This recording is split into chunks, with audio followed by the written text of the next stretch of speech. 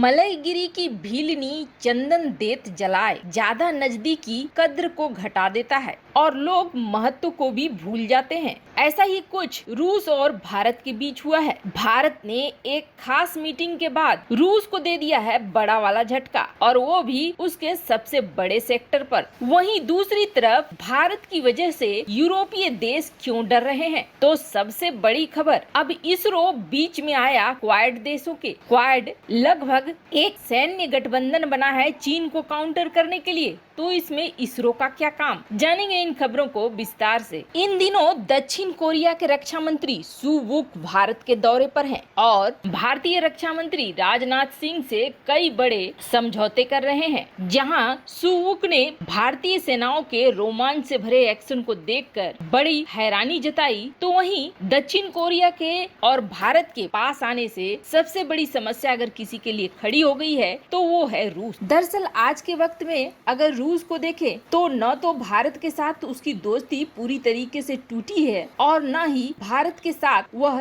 चीन वाले मामले में उस मजबूती के साथ खड़ा हो पाता है जिस मजबूती से वह पाकिस्तान वाले मामले में होता है। और राष्ट्रपति पुतिन के उस बयान के बाद तो भारत और भी चौकन्ना हो गया है, जिसमें उन्होंने ये कहा था कि भविष्य में चीन और रूस का सैन्य गठबंधन बन सकता है, जिसका मतलब था अगर चीन पर हमला होता है तो रूस उसे अपने ऊपर हमला मानेगा और अगर रूस पर हमला होता है तो चीन उसे अपने ऊपर मानेगा। इधर के कुछ महीनों में आप देखेंगे तो भारत ने रूस से रक्षा क्षेत्र में कई ऐसे समझौते हैं जिसको कम कर दिया है। ऐसा नहीं है कि पूरी तरीके से खत्म कर दिया है या दोनों के रिश्ते बिल्कुल खत्म हो गए हों। अभी हाल के रूस के बड़े प्रोजेक्ट में एक हाइपरसोनिक लड़ाकू विमान में इन्वेस्टमेंट को लेकर भारत से बात चल रही है और भारत इस विषय में अभी निर्णय कर ही रहा है। पर इतना जरूर है कि धीरे धीरे भारत अब नए विकल्प को भी देखना चाह रहा है। इसी क्रम में दक्षिण कोरिया के रक्षा मंत्री के साथ बहुत सारी डीलें हुई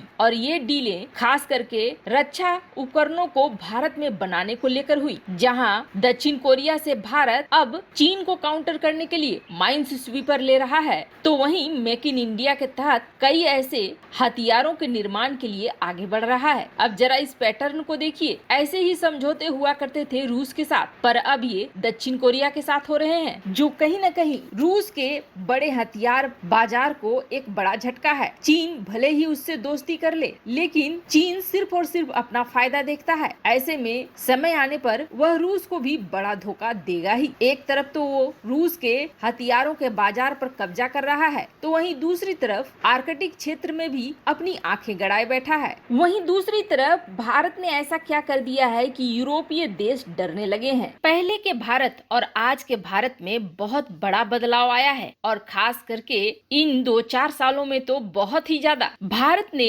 मिसाइलों के निर्माण में बहुत ज्यादा ध्यान दिया है, पर अब तक भारत चुप था एक मामले में, और वो था एक्स्ट्रा लॉन्ग रेंज की मिसाइलों का निर्माण। भारत के दो पड़ोसी भारत के लिए दुश्मन हैं, एक चीन और दूसरा पाकिस्तान। ऐसे में अगर भारत एक्स्ट्रा लॉन्ग रेंज की मिसाइलें बनाता है तो सबसे पहले डर पैदा होता है यूरोप में, और यही वजह है कि भारत ने एक्स्ट्रा लॉन्ग रेंज की जो 10,000 किलोमीटर की है, 5,000 किलोमीटर की है जिनकी रेंज, उन मिसाइलों का परीक्षण अब तक नहीं किया था। भारत यूरोपीय देशों में किसी तरह का डर पैदा नहीं करना चाहता था, लेकिन अब भारत उससे आगे निकल आया है। भारत की K6 सबमरीन लॉन्च मिसाइल को लेकर एक बड़ा बवाल जरूर मचा है। इस मिसाइल को लेकर अब भारत बहुत ही तेजी से आगे बढ़ रहा है और इस मिसाइल पर खास करके ध्यान दिया जा रहा है, जिसकी रेंज 5, 7 या 8 नहीं बल्कि 10,000 किलोमीटर है। और इसके ऊपर से तड़का ऐसे लग गया है कि ये सबमरीन लॉन्च मिसाइल है, मतलब कि सबमरीन कहीं भी जाकर इसे लॉन्च करेगी और तब एक तरह से माने तो इसकी रेंज असीमित हो गई। अब बात है कि भारत ने एक्स्ट्रा लॉन्ग रेंज की ये मिसाइल किसे देखकर बनाई है। अगर चीन और पाकिस्तान उसके पड़ोसी दुश्मन ही हैं, तो इतने बड़े रेंज की मिसाइल की जरूरत नहीं है। वैसे तो यूरोप में भारत का कोई दुश्मन नहीं है और यूरोपीय देशों के साथ भारत के रिश्ते बेहद अच्छे हो रहे हैं, लेकिन बड़ी बात यह है कि काफी दूर अफ्रीकी महाद्वीप में भी चीनी नेवल बेस, एयरबेस हैं और भारत को घेरने के लिए चीन कुछ भी कर सकता है। ऐसे में K6 पर काम करना भारत के लिए बेहद जरूरी हो जाता है। और दूसरी बड़ी बात यह है कि ऐसा भी नहीं है कि सारे यूरोपीय देश भारत के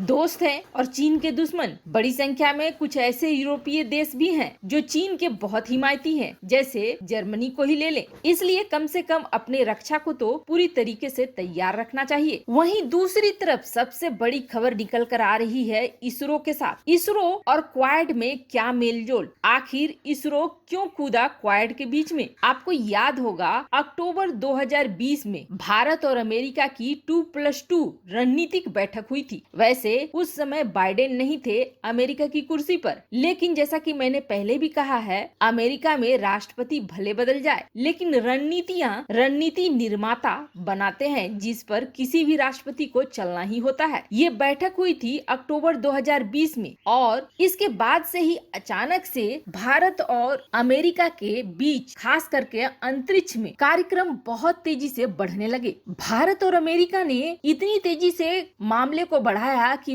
इसरो ने अपना एक space situational awareness SSA management के लिए खास तौर पर बेंगलुरु हेडक्वार्टर में एक टीम बैठा दी। इस 2+2 मीटिंग में कई चीजें तय हुई थी। आपको बता दें 2015 से अमेरिका अंतरिक्ष में सुरक्षा को लेकर बहुत सजग हो गया है और अब भारत को इसमें शामिल कर चुका है। आपको इसका उदाहरण ऐसे देखिए कि नासा और इसरो मिलकर बना रहे हैं निसार प्रोजेक्ट, जो कि ये देखेगा कि कहीं कोई भूकंप तो नहीं आ रहा है, कहीं हिमालय के ग्लेशियर में कोई प्रॉब्लम तो नहीं हो रही है, कहीं लैंडस्लाइड्स तो नहीं हो रहा है। इसके अलावे कई ऐसे प्रोजेक्ट हैं जिसमें 7.9 ट्रिलियन भारतीय रुपए यानी कि $110 मिलियन भारत लगा रहा है, तो वहीं नासा $808 मिलियन लगा रहा है। और अब इसमें आगे चलकर बात ये हो रही है कि ऑस्ट्रेलिया, इंडिया और जापान यानी कि क्वाड के ये देश अमेरिका के साथ मिलकर खास तौर पर अंतरिक्ष में अपनी पैठ बढ़ाना चाह रहे हैं, जिसके लिए इन चारों देशों ने मिलकर प्लान बनाने भी शुरू कर दिए। हालांकि ये बैठक सिर्फ मानव कल्याण की चीजों के लिए नहीं हो रही है, बल्कि अब लड़ाई का रूप धीरे धीरे बदलता जा रहा है और चीन और रूस से खतरा अंतरिक्ष युद्ध का भी है। यही वजह है कि इसरो, नासा और क्वाड इन चीजों की तोड़ निकालने में जुटे हुए हैं। वैसे आपको क्या लगता है, इसरो नासा की ये पहल क्या सही है? अंतरिक्ष युद्ध के लिए पहले से तैयार रहना चाहिए क्वाड देशों को? कमेंट कर अपनी राय जरूर बताएं। जल्द मिलते हैं अगले वीडियो में नई खबर के साथ।